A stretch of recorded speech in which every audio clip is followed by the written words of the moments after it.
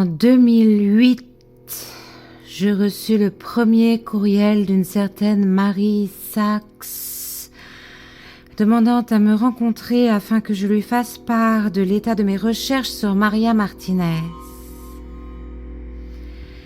Quelque chose de déplaisant, de pressant et d'impérieux dans le ton de ce courriel, de bizarrement haletant aussi, comme si chaque mot avait manqué de souffle, me dissuada d'y répondre. Et même sans y penser plus avant, je classais cet expéditeur dans les indésirables. Mais, ainsi assurée de ne plus jamais lire le nom de Marie Sachs dans ma boîte de réception, je me surpris à me répéter les mots exacts de sa demande. Je réalisais que je l'avais mémorisée sans m'en rendre compte et que, sans en garder plus de conscience, j'avais dû certaines nuits prier le moteur de recherche de me dire tout ce qu'il savait de Marie Sachs.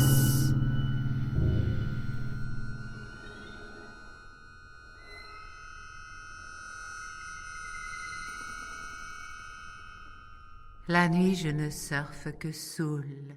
La nuit, je ne surfe que saoul. La nuit, je ne surfe que saoul. La nuit, je ne surfe que saoul.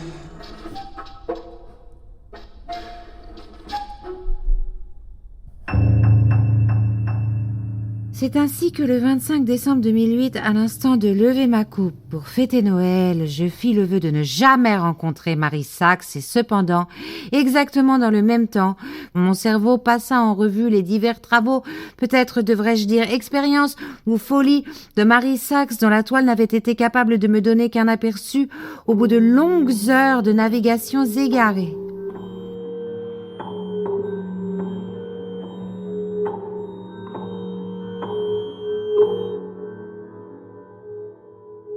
« Où en es-tu de tes recherches sur Maria Martinez ?» me demanda aimablement mon neveu. Il ajouta, dans l'intention délicate de me montrer qu'il se rappelait bien ce que je lui avais expliqué, la Malibran noire.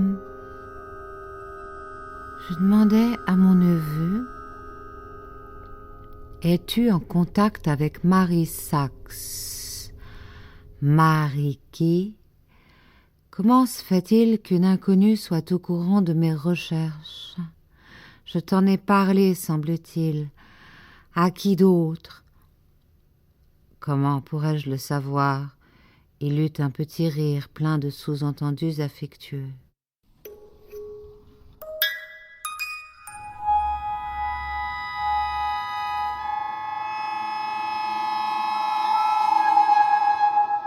Ma confiance en mes propres capacités, ma conviction qu'avec assez de ténacité j'accomplirais mon dessein se heurtèrent violemment à l'évidence que j'en savais trop peu sur Maria Martinez pour pouvoir imaginer quoi que ce fût la concernant.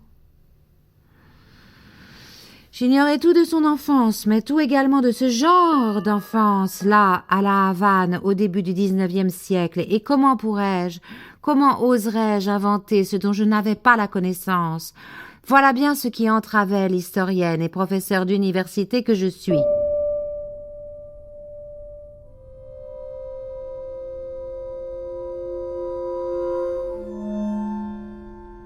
J'en vins à éprouver une jalousie étrange envers Marie Sachs, dont l'outrecuidance, dont la superbe que je lui supposais me faisait défaut. Et comment avait-elle appris que je travaillais sur Maria Martinez ? Que savait-elle de celle-ci ? Que voulait-elle faire d'elle ? N'était-il pas de mon devoir de protéger Maria Martinez des portraits falsifiés qu'une jeune artiste extravagante et ambitieuse pourrait vouloir réaliser, d'après le peu que nous savons d'elle, sans être toujours sûre du reste qu'il s'agit bien d'elle. Car il y a Maria Martinez la chanteuse et musicienne, et il y a Maria l'antillaise photographiée par Nadar, et bien que je sois intimement persuadée que ces deux Marias sont la même personne, il m'est impossible de l'établir.